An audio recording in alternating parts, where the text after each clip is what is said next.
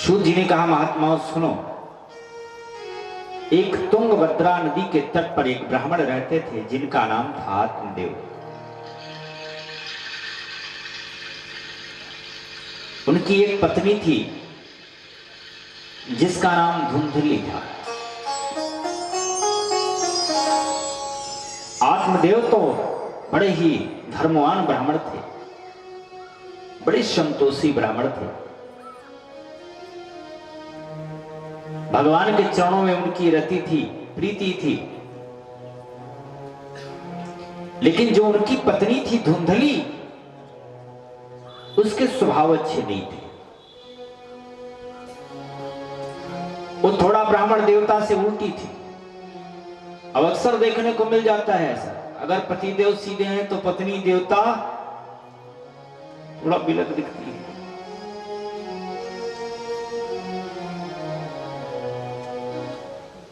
स्वभाव बताया व्यास जी ने। व्यास जी ने लिखा, कैसी थी धुंधली? लोक बार तारता क्रूरा, क्रूरा दुष्ट, हमेशा प्रपंच में लगी रहने वाली, इधर उधर की बातें करने वाली, चाई चुगली घूम घूम कर करने वाली, घर घर में जाकर चुगली करती, झगड़ा लड़ाने का काम। और बहुत लोग आज भी होती हैं, जब तक दो चार घर में झगड़ा नहीं लड़ा लेती ना, तब तक पानी नहीं पीती। उनका काम ही यही है। लोक बारता रता क्रूरा, प्रायसो बहुजल्पिका, सूराचा गृह कृते, कृपण कलह प्रिया।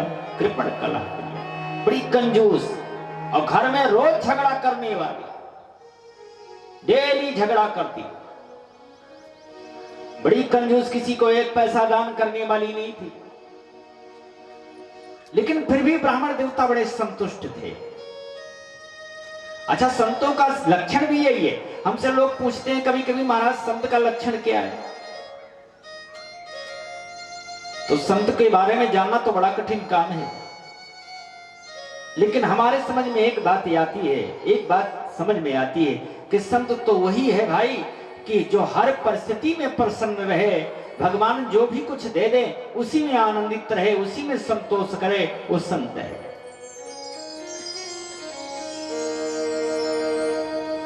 आपने पढ़ा होगा, सुना होगा, बंगाल के ये एक संत हुए, गुजरात के नरसिंह मेहता।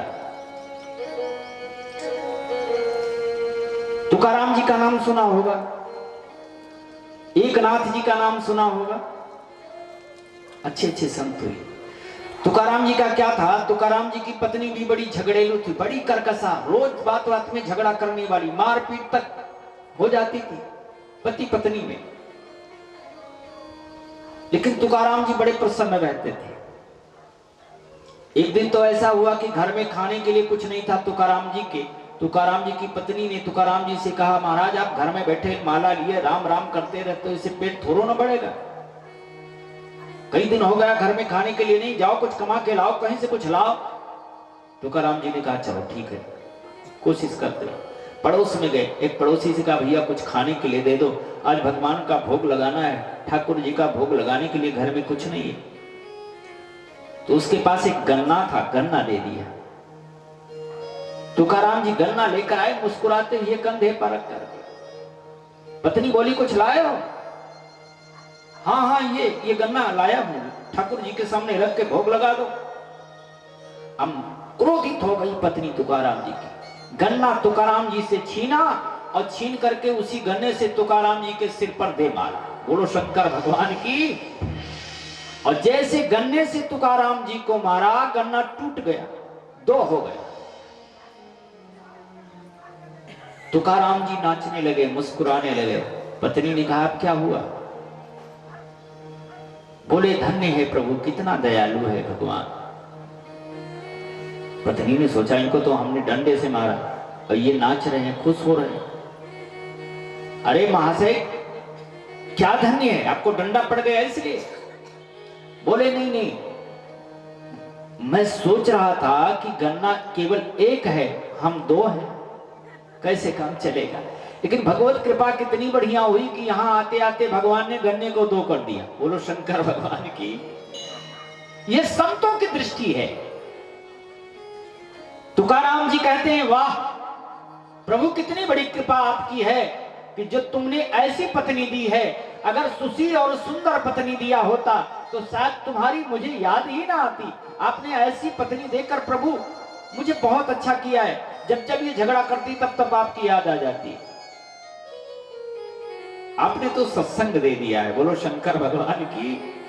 पत्नी झगड़ालू है लेकिन फिर भी दुष्ट है पत्नी, फिर भी तुकाराम जी प्रसन्न है। और वहीं एक नाथ जी महाराज हुए। एक नाथ जी की पत्नी बड़ी सुशील, बड़ी सुंदर, बड़ी शांति, पति की सेवा करने वाली। एक नाथ जी उसमें प्रसन्न है। कहते हैं, वाह प्रभु आपने ऐसी पत्नी दिया। अरे स्त्री संग नहीं, आपने तो सत्संग दे दिया है, जो खुद भी आपका ध्यान करती है प्रभु, और मुझे भी भगवान के ध्यान में, आपके ध्यान में प्रेरित करती रहती है। बड़ी कृपा हुई, आपने ऐसी पत्नी दिया। एक की पत्नी झगड़ालू है, उसमें प्रसन्न है। एक की पत्नी सुशील है, सुंदर है, उसमें प्रसन्न है। और गुजरात के संत नरसिंह मेहता हुए। नरसिंह मेहता के पत्नी बच्चे सब एक साथ मर गए। बीमार होके सब एक साथ मर गए, सारे बच्चे, सारे पत्नी भी साथ मर गए। और जब पत्नी और बच्चे मर गए तो भगवान द्वारकाधीश के दरबार में खड़े होकर नाचने लगे।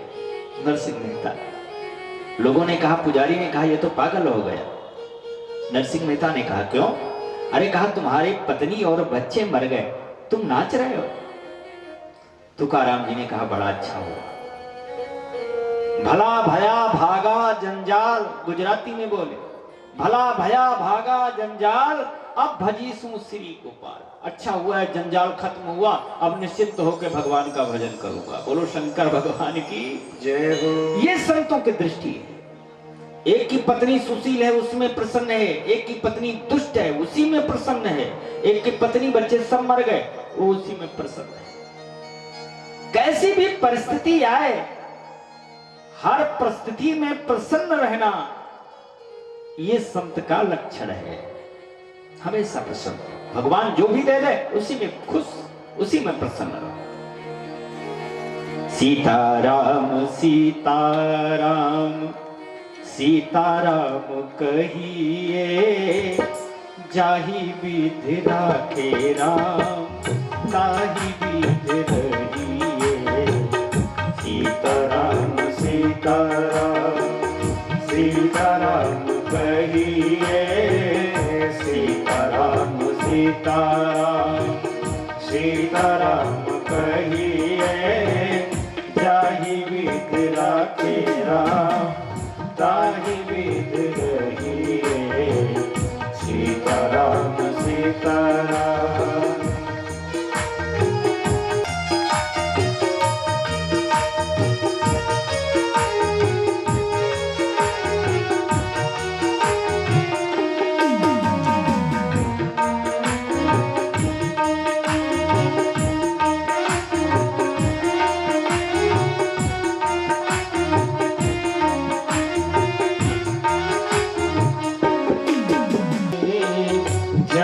विधि राखे राम, ताहि विधि रहिए। सीताराम सीताराम सीताराम कहिए, जाहि विधि राखे राम, ताहि विधि रहिए। सीताराम सीताराम। मुख में हो राम नाम, संत सेवा हाथ में। मुख में हो राम नाम, संत सेवा हाथ में। मुख में हो राम नाम, संत सेवा हाथ में। तू अकेला नहीं प्यारे, राम तेरे साथ में। तू अकेला नहीं प्यारे, राम तेरे साथ में। तू तेरे साथ में, ओ तू अकेला नहीं प्यारे, राम तेरे साथ में।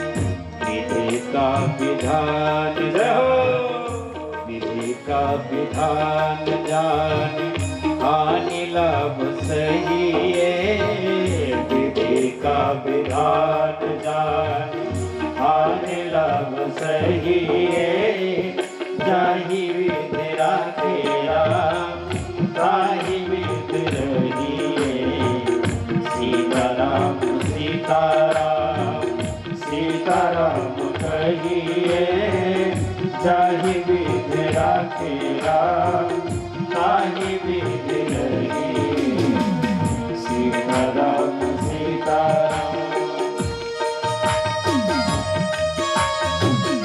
मीठी मीठी तालियां सब लोग भाव से बजाते रहिए। जय हो।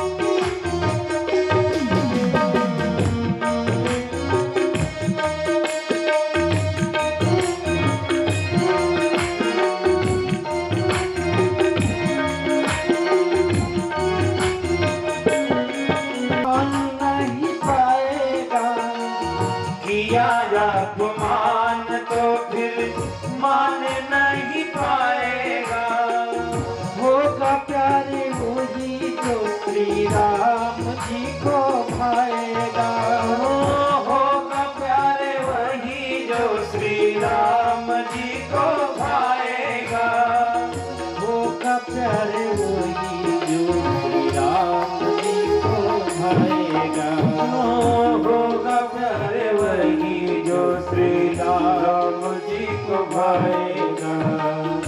भले असत्याग प्यारे कल किया सत कर्म करते रहिए जाहि विधि राखे राम ताहि विधि रहिए सीताराम सीताराम सीताराम कहिए जाहि विधि राखे सीताराम सीताराम सीताराम सीताराम सीताराम कहिए जाहि विधि राखे राम ताहि विधि रहिए सीताराम सीताराम सीताराम सीताराम।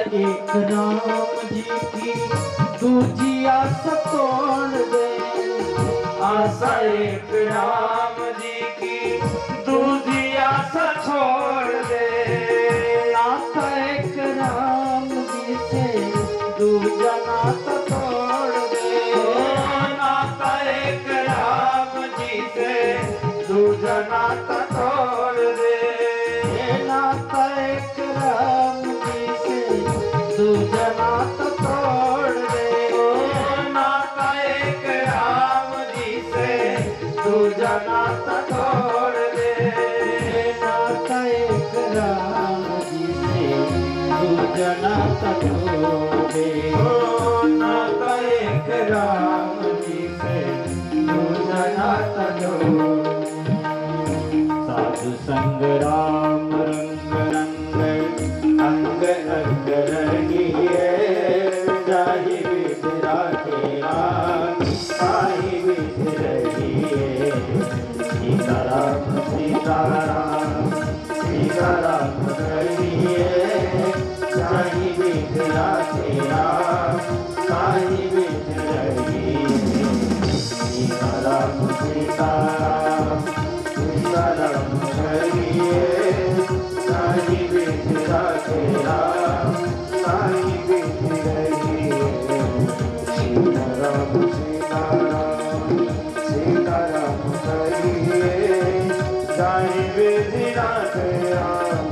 साईं विधि रचे।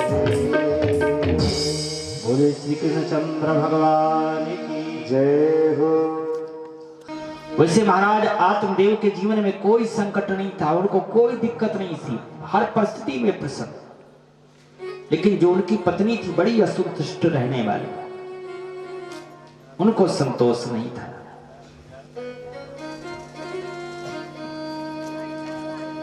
उनके जीवन में एक भी संतान नहीं थी आत्मदेव जी के।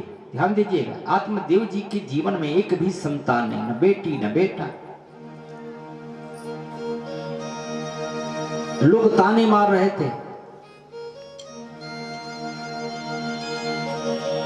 पुत्र नहीं है। बार बार लोगों के ताने सुनने के बाद एक दिन आत्मदेव जी दुखी हो गए, आते हुए दिख गए। संत जी ने दूर से देखा कि कोई ब्राह्मण है, मस्तक में चंदन लगा हुआ है, बैठा है जंगल में आकर के। जरूर भगवान का भजन करने के लिए जंगल में आया होगा, तपस्या करने के लिए आया होगा। जंगल में ऐसे लोग क्यों आते हैं? केवल भजन करने के लिए आए होंगे। तो सत्संगी ब्राह्मण है, चलता हूं ब्राह्मण के पास, कुछ मार्गदर्शन करूंगा, कुछ सत्संग करूंगा, कुछ सीखूंगा, कुछ बताऊंगा। इस उद्देश्य से संत जिस ब्राह्मण देवता के पास आ गए, आत्मदेव के पास आए। आत्मदेव बैठा है मस्ती, आंखों में आंसू भरे, सोच रहा है। ब्राह्मण देवता ने आकर पूछा, बेटा कथम रोदसी विप्र तुम काते चिंता बलियसी। क्यों रो रहे हो, क्या बात है? ब्राह्मण देवता ने कहा, महाराज हमने सुना है कि अपुत्र से गतिर नास्ति, जिसको पुत्र नहीं होता उसकी गति नहीं होती। मेरे जीवन में एक भी संतान नहीं महाराज, लोग मुझे ताने मारते। अब मैं जीना नहीं चाहता, मैं संतान के बिना घर वापस नहीं जाऊंगा, लोगों के ताने सुनने नहीं जाऊंगा। संत जी ने समझाने का प्रयास किया, बेटा पुत्र से किसी को सुख नहीं मिलता।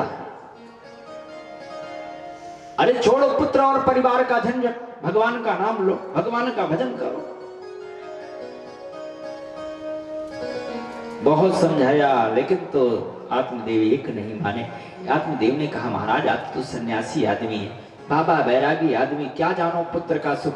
जब छोटा सा बच्चा आंगन में पीछे पीछे पापा पापा कहते हुए तोतली भाषा में पीछे पीछे दौड़ता है तो हृदय भर आता है महाराज। वैसे भी गृहस्थ का घर बिना बालक के सूना लगता है। हमें तो संतान चाहिए। इतना कहकर फिर रोने लगे आत्मदेव जी। संत जी ने कहा, अच्छा ठहरो। संत जी ने ध्यान लगाया, ध्यान किया तो देखा कि इसके भाग्य में पुत्र है कि नहीं।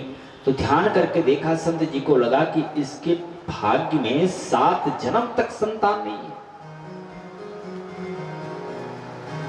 अपनी आंखें खोली, संत जी ने ब्राह्मण देवता से कहा, ब्राह्मण देवता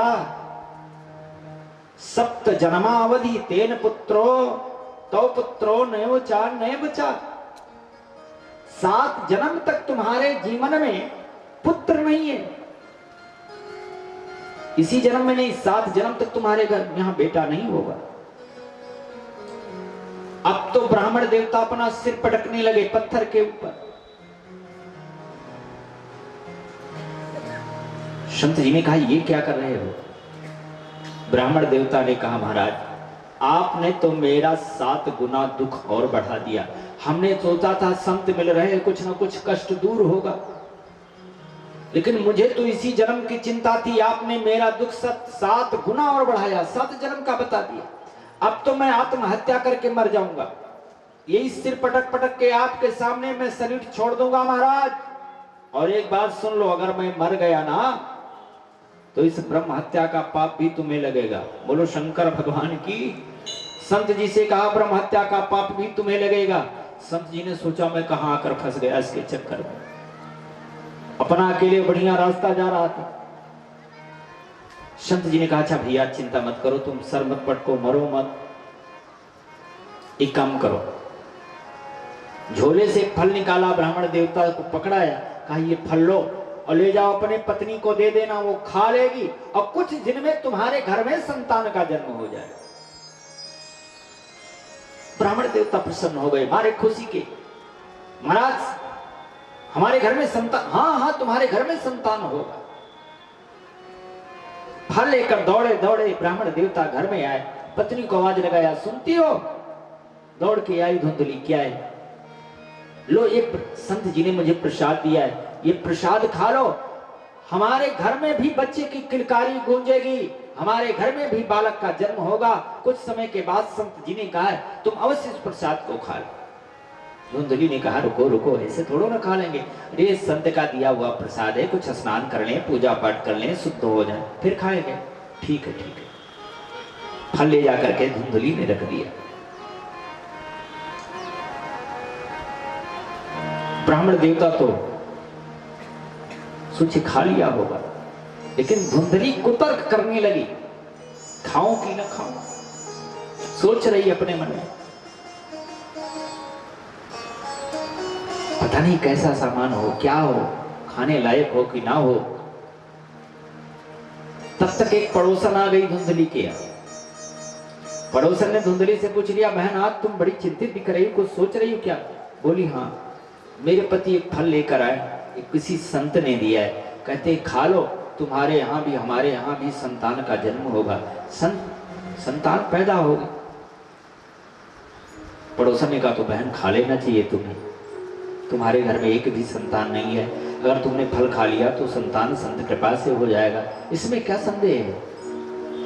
धुंधली ने कहा लेकिन बहन मैं सोचती हूँ संतों का कोई भरोसा नहीं है, अरे पता नहीं क्या टोना टोटका करके दे दिया हो।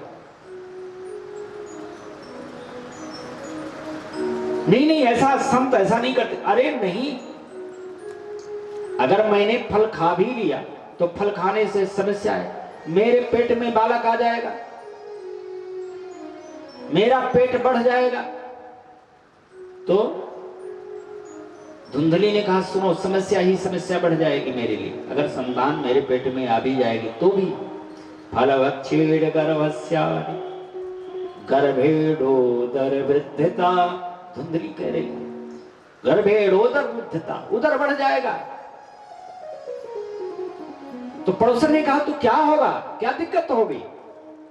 कहा अगर जब पेट बढ़ जाएगा ना तो स्वल्प भक्षम, तो खाना कम खा जाएगा, भोजन कम कर पाऊंगी। तो पड़ोसन ने कहा कम खाना?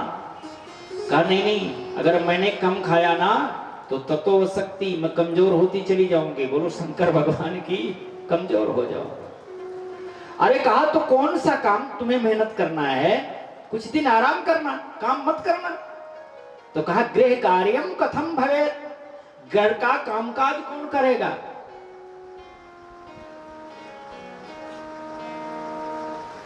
पड़ोसन ने कहा घर का काम करने के लिए अपनी ननद को बुलवा लेना, 2-4 महीने सेवा करेगी और जब बेटा हो जाएगा तो बधाई के रूप में उसे कुछ दे देना, खुश हो जाएगी। अरे कहा ना ना ना, ननद को तो मैं बिल्कुल नहीं बुलाऊंगी। क्यों? कहा वो छुट्टी है 4 महीने तो मेरा पूरा घर साफ कर जाएगी, उसको तो मैं कतई नहीं लाऊंगी। और रह गई बात फल नहीं खाऊंगी, अगर मैं कमजोर हो गई ना, चारपाई पर पड़ी रहूंगी और कहीं भूकंप आ गया तो लोग भग जाएंगे, मैं दब के मर जाऊंगी, मैं भाग दौड़ नहीं पाऊंगी। पड़ोसन ने बहुत समझाने का प्रयास किया लेकिन धुंधली एक नहीं मानी, पड़ोसन उठकर चली गई। अच्छा, जहां धुंधली रह रही थी उसी से थोड़ी दूर पर एक धुंधली की छोटी बहन ब्याही थी। धुंधली की छोटी बहन आ गई अचानक, उसके कई बेटे थे। अब वो सोच रही थी मन ही मन की धुंधली को कोई संतान ना हो तो इसका सारा माल मेरे बेटे का हो जाएगा किसी दिन।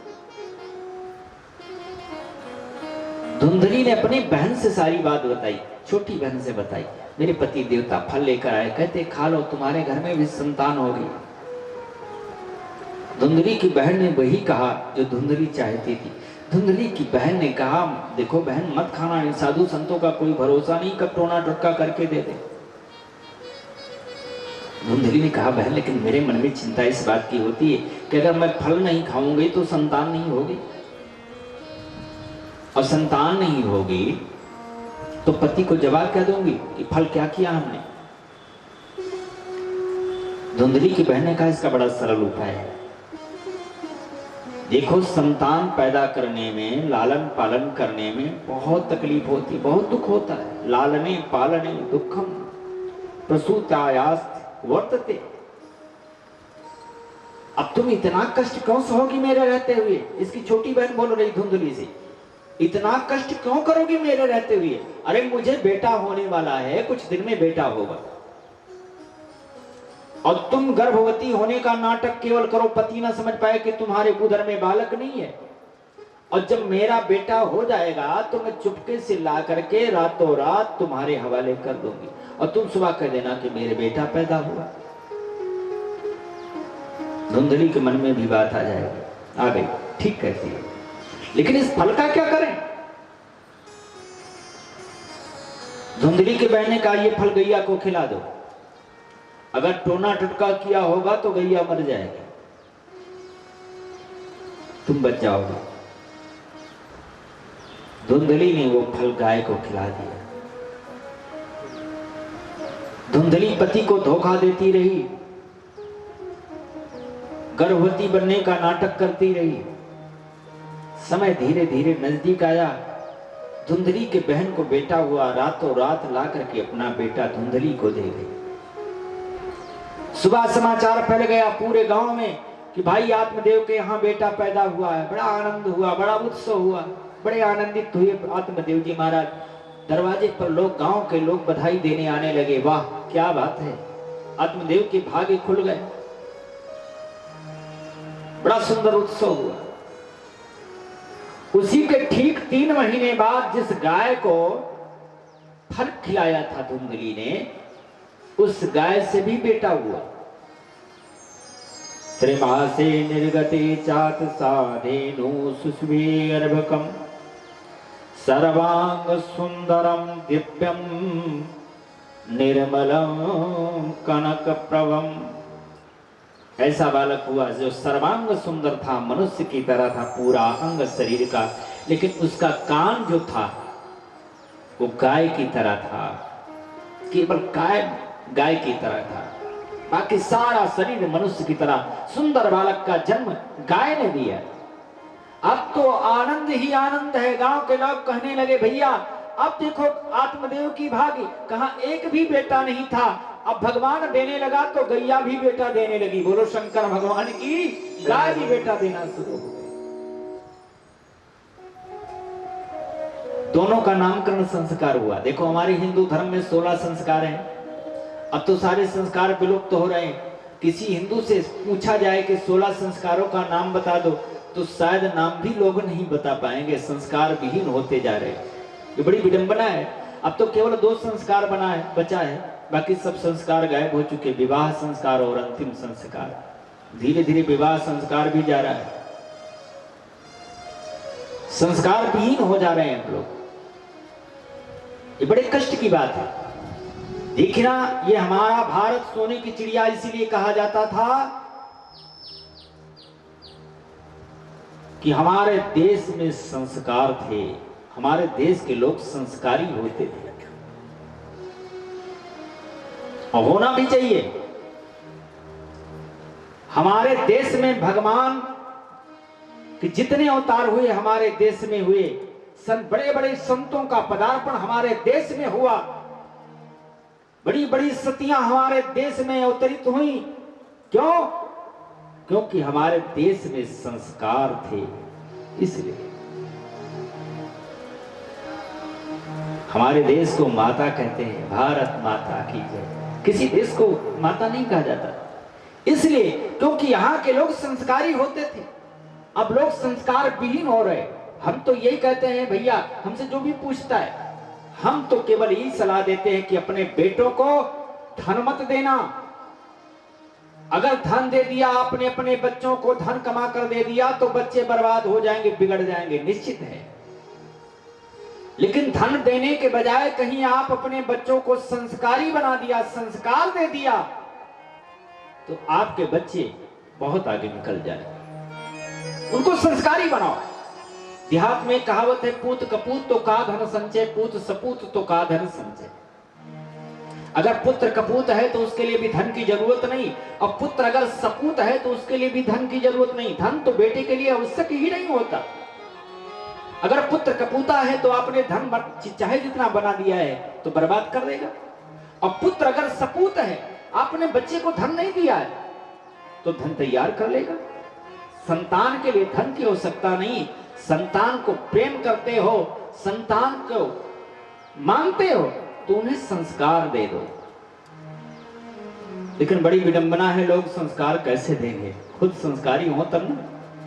खुद का संस्कार बिगड़ा है, अपने बच्चों को संस्कारी कैसे बनाए? एक बच्चा एक अमरूद के बगीचे में पेड़ पर चढ़ा हुआ था, चुरा कर अमरूद तोड़ रहा था। अब बाग का मालिक पहुंच गया। बाग का मालिक पहुंचा, बच्चे से बोला, तुम रोज चोरी करते हो, आज पकड़े गए, चलो नीचे उतरो, आज बताता हूं तुम्हें। अब बच्चा डरता हुआ नीचे आया। बाग का मालिक पकड़ा कान उसका, चलो मेरे साथ। बच्चा रोने लगा, कहां ले चले हो चाचा? तुम्हारे पिताजी के पास, आज तुम्हारी पिटाई कराता हूं, तुम चोरी करते हो। बच्चे ने कहा, चाचा पिताजी घर में नहीं है। उस व्यक्ति ने पूछा, तो पिताजी तुम्हारे कहां हैं? बच्चे ने कहा, वो दूसरे वाले पेड़ पर चढ़े हैं। तो भाई, जो खुद चोरी कर रहा हो वो अपने बच्चों को चोरी करने से कैसे रोक पाएगा? अपने बच्चों को अगर कुछ बनाना चाहते हो, कुछ सिखाना चाहते हो, आगे बढ़ाना चाहते हो तो संस्कारी बनाओ।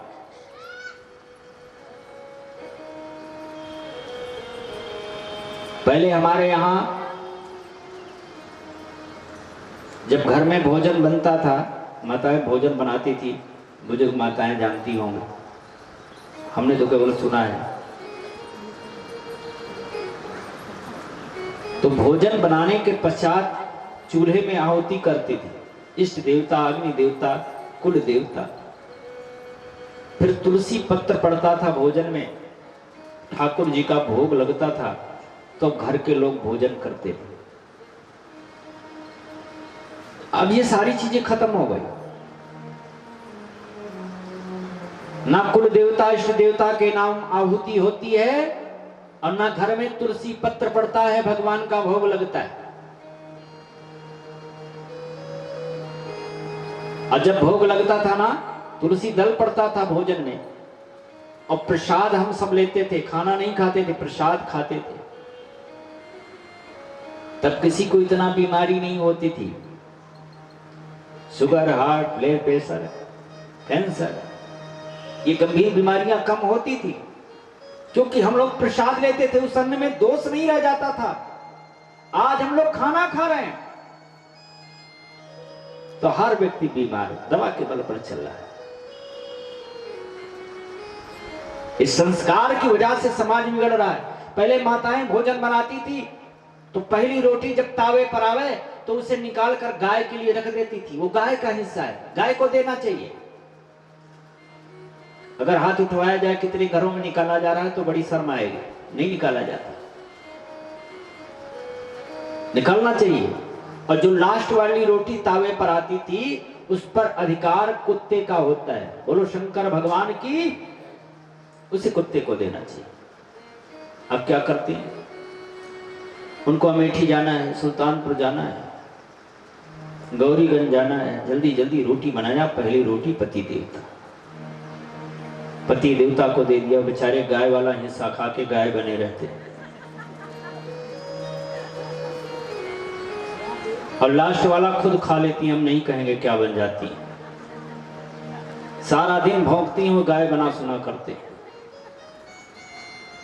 अगर संस्कार बिगड़ा तो सब बिगड़ जाएगा, इसलिए संस्कार को ध्यान रखना है। हमारे हिंदू धर्म में 16 संस्कार हैं, जिनमें एक संस्कार नामकरण संस्कार है। और नामकरण जब भी बालक हो तो उसका नामकरण किसी विद्वान के द्वारा ही कराया जाना चाहिए। याद रखिए, जथा नामा तथा गुणा। लोग अपने मन से नाम रख लेते हैं, अब तो बड़ा 60 नाम रखते हैं, चिंटू पिंटू उल्लू पुल्लू निबरे गुबरे मगरे चिथरे, जैसे पाया रख लिए। अरे सोच समझ कर विद्वानों से नाम रखाओ। महाराज आत्मदेव जी तो ज्ञानी ब्राह्मण है, उन्होंने विद्वान बुलाए कि दोनों बच्चों का नामकरण कर दूं। और नामकरण करने की बारी आई तो धुंधली ने कहा देखो देखो, जो गाय से बेटा हुआ है उसका नामकरण तुम करवाओ, अब मेरा बेटा है इसका नाम मैं रखूंगा। ठीक है, धुंधली ने अपने बेटे का नाम अपने नाम से मिलता जुलता रख दिया, धुंधकारी। बोलो शंकर भगवान की जय। धुंधकारी। और जो गाय से बेटा हुआ था उसका नाम विद्वानों ने रखा, उसके कान गाय की तरह थे ना, इसलिए विद्वानों ने उस बालक का नाम गोकर्ण रखा। दोनों बड़े हुए, दोनों विख्यात हुए, कुख्यात हुआ एक प्रख्यात। व्यास जी ने लिखा कि कियत कालेन तव जातो तरुणा तनया बुभो गोकर्णा पंडितो ज्ञानी धुंधकारी महाखलः। गोकर्ण पंडितो ज्ञानी, गोकर्ण तो भगवान का भक्त हुआ, विद्वान हुआ, लेकिन धुंधकारी महादुष्ट निकला।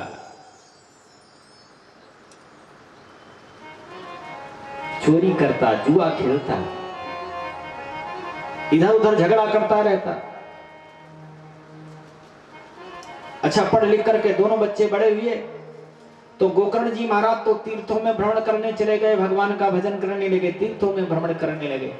और इधर गोकर्ण के चले जाने के बाद धुंधकारी बचा घर में तो शराब पीने लगा, जुआ खेलने लगा।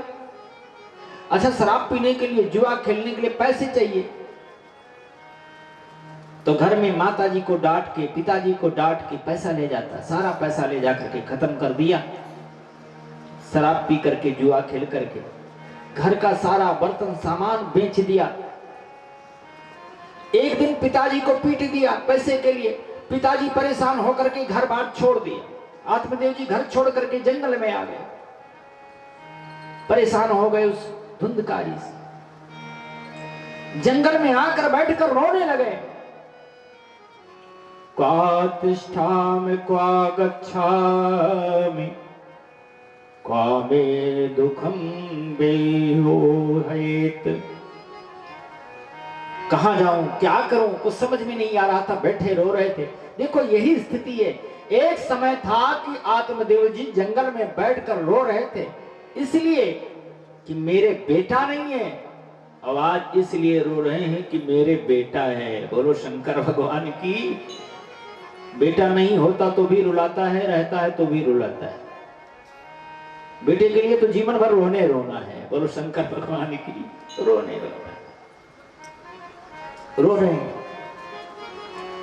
समझ में नहीं आता क्या करूं। गोकर्ण जी को पता चल गया कि हमारे पिताजी परेशान हो चुके हैं हमारे बड़े भैया धुंधकारी से। तो गोकर्ण जी महाराज अपने पिताजी के पास आ गए और पिताजी को बड़ा सुंदर उपदेश दिया। पिताजी से कहा, पिताजी इस संसार में किसी को सुख नहीं है, पूरा संसार दुखी है। चेन्द्र सुखम किंचन सुखम चक्रवर्तिना सुखमस्त विरक्तस्य मुनरेकांत जीवना। इस संसार में न राजा इंद्र सुखी है, न चक्रवर्ती सम्राट सुखी है, हर व्यक्ति दुखी है। सुखी तो संसार में वही है मुनरेकांत जीवना, जो एकांत में बैठकर भगवान का भजन कर रहा है, उससे बड़ा सुखी संसार में कोई नहीं है। तुम भगवान का भजन करो, इस संसार आसार है। दो श्लोकों में इतना सुंदर उपदेश दिया महाराज गोकर्ण जी ने। देहि अस्ति मांस रुधिरे अभिमतिम त्यजतुम जाया सुतादि सदा ममताम विमुंच पश्यानि संजगदिदं क्षणभंग निष्ठम वैरागिरागि रसिको भव भक्ति निष्ठा। देहे अस्थिमांस रुधिरे अभिमतिम त्यजतुम। ये शरीर हाड़ मांस का बना हुआ है, इसका मुंह छोड़ देना चाहिए। जाया सुगादि सदा ममता विमुंच, पुत्र पत्नी भाई इत्यादि का मुंह छोड़ दो। एकांत में बैठकर भगवान का भजन करो, संतों का संग करो, संतों के संग में लग जाओ, पिताजी जीवन बदल जाएगा। संतन के संग लाग रे, संतन के संग लाग रे, जय हो तेरी अच्छी बनेगी। संतन के संग लाग रे, तेरी अच्छी बनेगी। संतन के संग लाग रे, तेरी अच्छी बनेगी। अच्छी बनेगी तेरी किस्मत जगेगी, अच्छी बनेगी तेरी किस्मत जगेगी।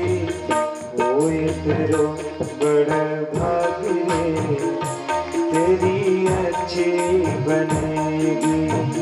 क्या बात है, तालियां मीठी मीठी सब लोग बजाइए, भाव से गाइए। तेरी अच्छी बनेगी।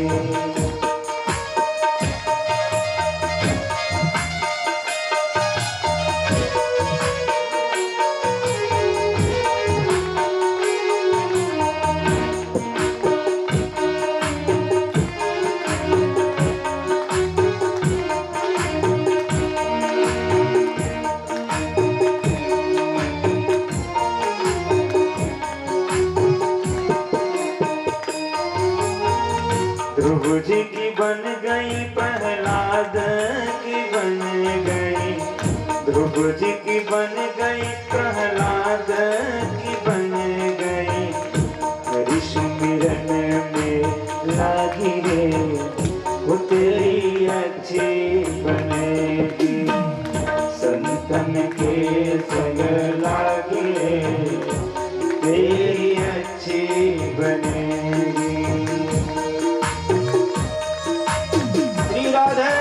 मीठी मीठी तालियां सब लोग भाव से बजाइए, मस्ती।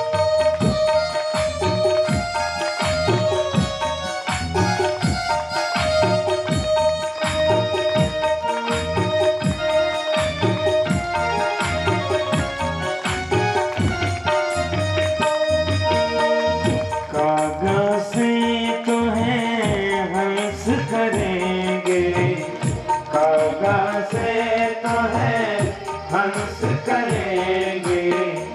मिट जाए उड़ के ताकरे, मिट जाए उड़ के ताकरे, वो तेरी अच्छी बनेगी।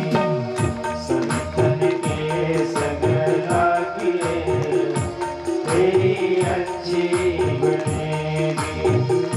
अच्छी बनेगी तेरी किस्मत जगेगी, अच्छी बनेगी तेरी किस्मत जगेगी। कोई तेरो बड़ भाग रे, तेरी अच्छी बनेगी। संतन के संग लाग रे, वो तेरी अच्छी बनेगी।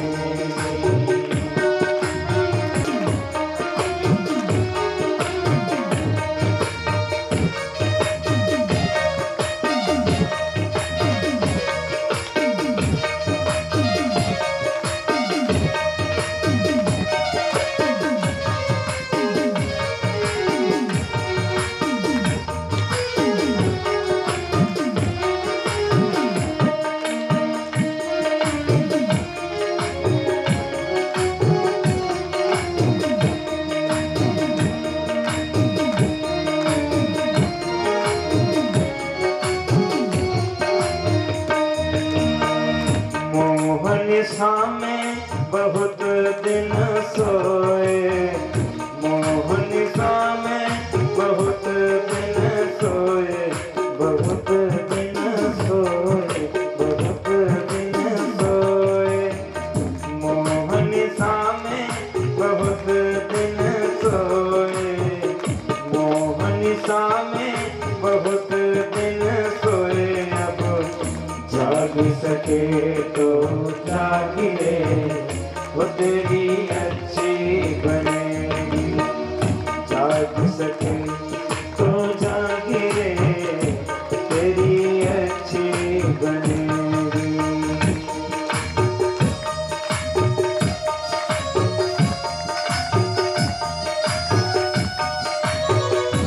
श्री राधे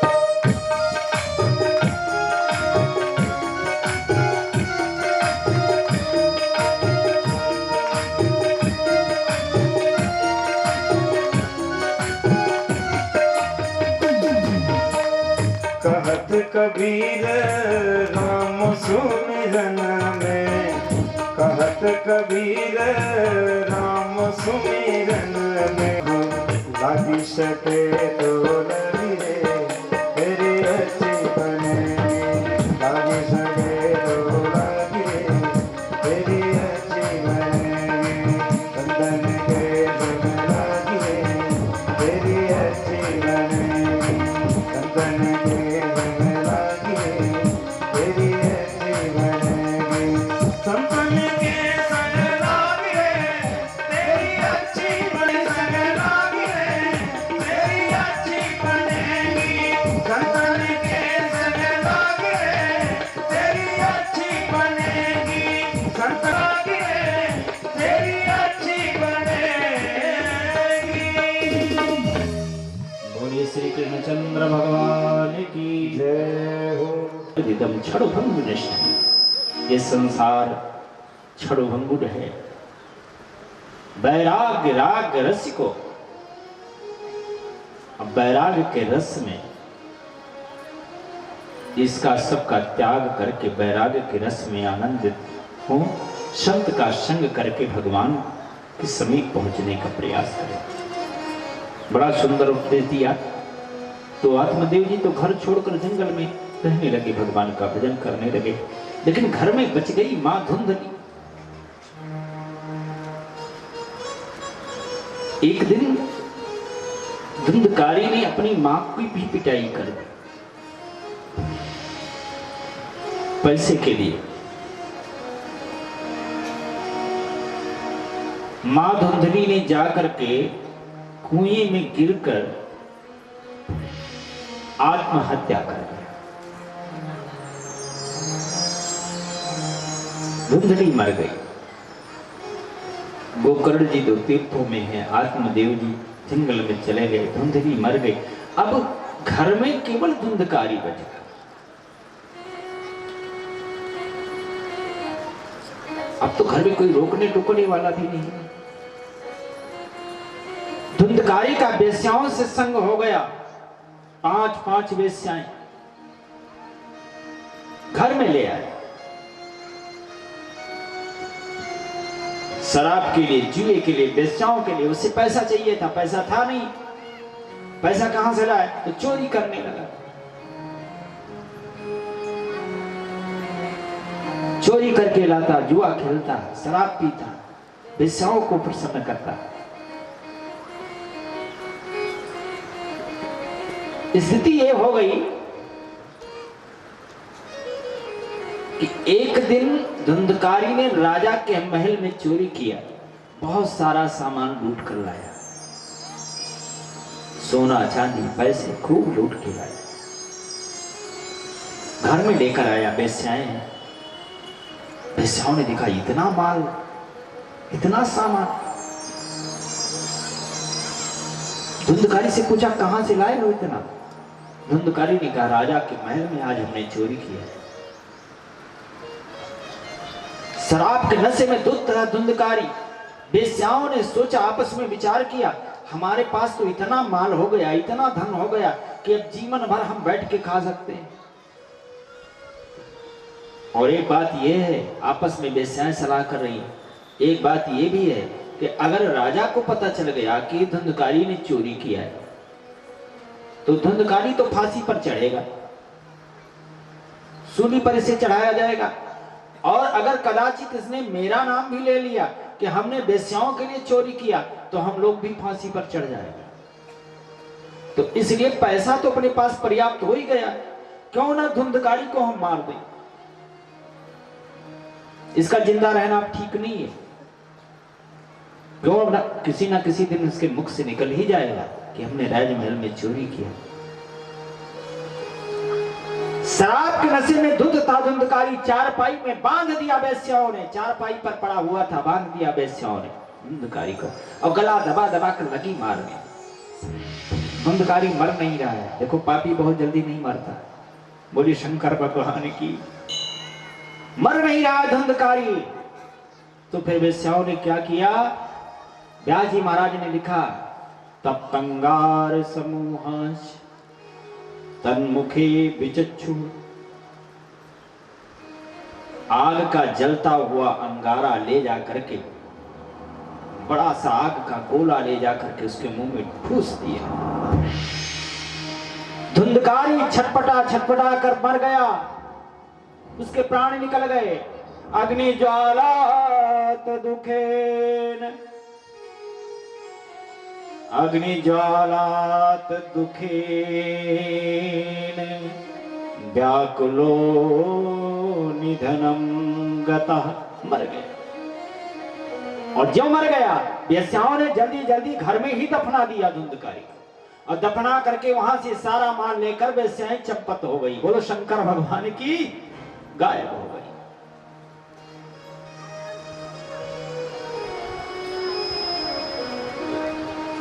गोकर्ण जी को पता चला मेरा बड़ा भाई धुंधकारी मर चुका है। गया जी में गए, वहां श्राद्ध किया, पिंडदान किया। जहां जहां तीर्थों में जाते हैं हर जगह पिंडदान करते हैं, धुंधकारी के नाम से श्राद्ध करते हैं।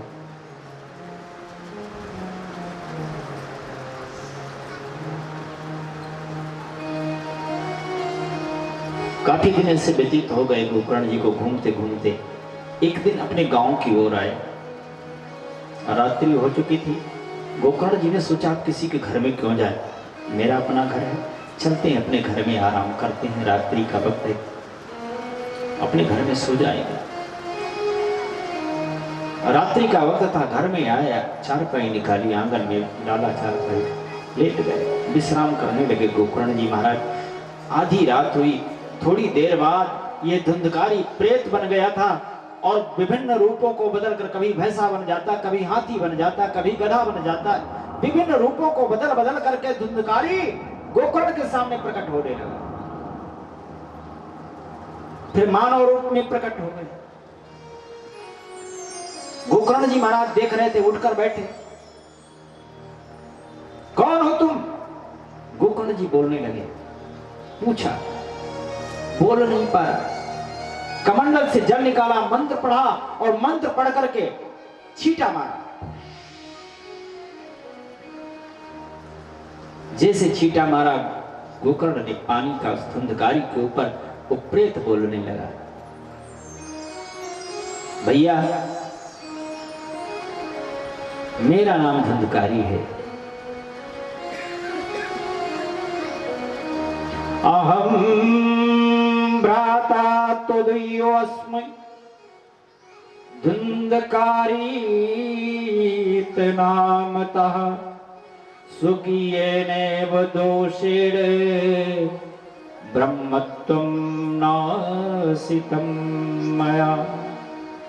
मेरा नाम धुंधकारी है, मैं भयंकर प्रेत बन गया हूं, मेरा मुख सुई के नोक के बरोबर खुला हुआ है, मैं जल नहीं ग्रहण कर सकता भैया, मैं प्यासा हूं, मैं खा नहीं सकता कुछ, भूखा प्यासा भटक रहा हूं कई वर्षों से।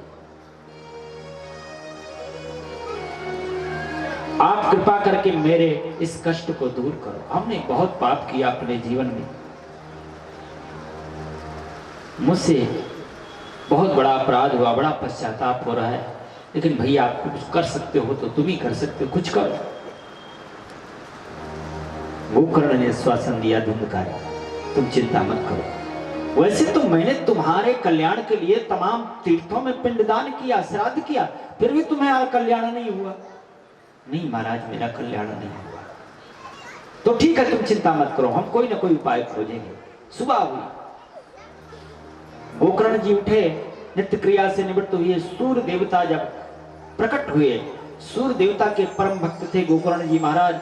सूर्य देवता को अर्घ दे करके सूर्य देवता से कहा, गोकर्ण जी महाराज ने कहा, प्रभु मेरा बड़ा भाई धुंधकारी प्रेत बन गया है। मैंने गया में श्राद्ध भी किया, मैंने पिंडदान भी किया तमाम तीर्थों में जाकर के, फिर भी हमारा भाई धुंधकारी मुक्त क्यों नहीं हुआ प्रेत योनि? उसके मुक्त होने का कोई उपाय बताओ। सूर्य देवता ने कहा, धुंधकारी तुम्हारा भाई ऐसे मुक्त नहीं होगा। गया में सैकड़ों श्राद्ध कर लो, गया श्राद्ध सते नाप ततो मुक्तिर ना भविष्यति। गया में सैकड़ों बार श्राद्ध करने के बाद भी धुंधकारी मुक्त नहीं हो सकता।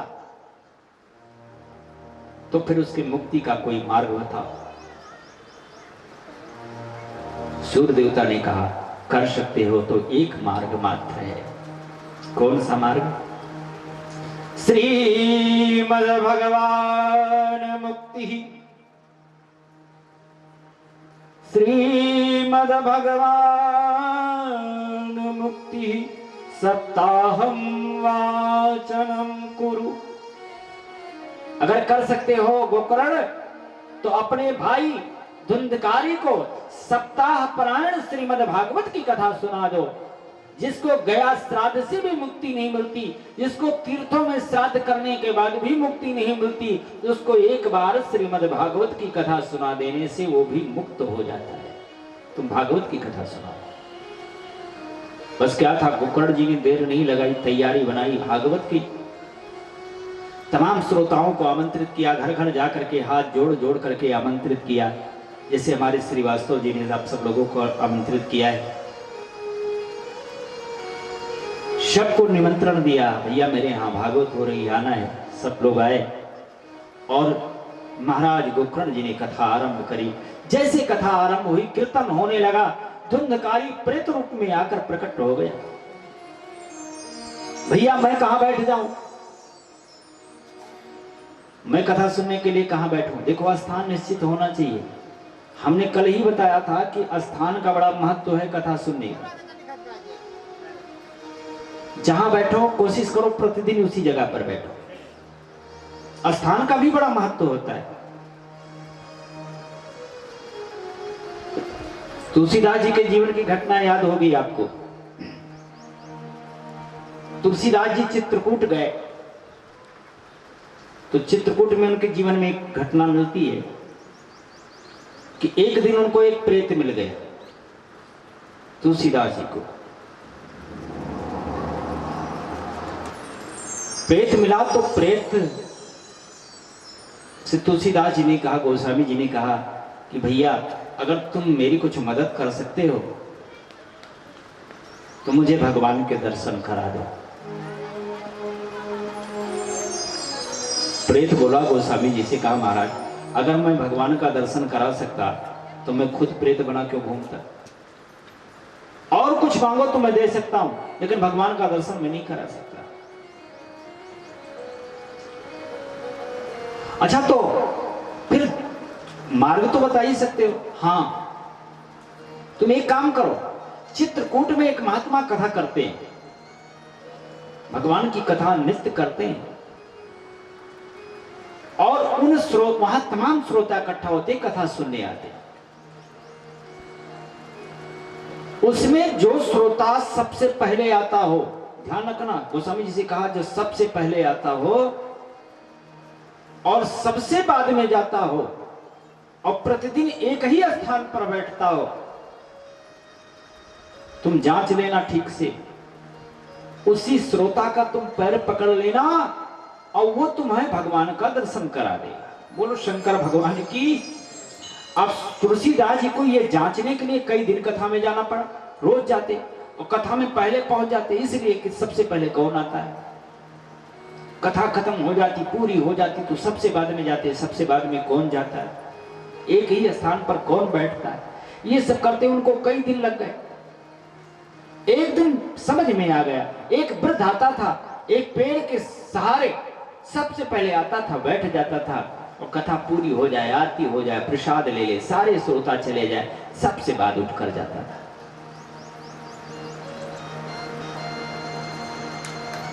हनुमान जी महाराज, गोस्वामी जी महाराज उसे पहचान गए, ये वही श्रोता है जिसको प्रेत ने बताया था। पैर पकड़ लिया गोस्वामी जी ने, कहा महाराज आप मुझे भगवान का दर्शन करा दें। उसने कहा मैं कैसे करा सकता हूं, आप कौन हो? गोस्वामी जी ने अपना परिचय दिया।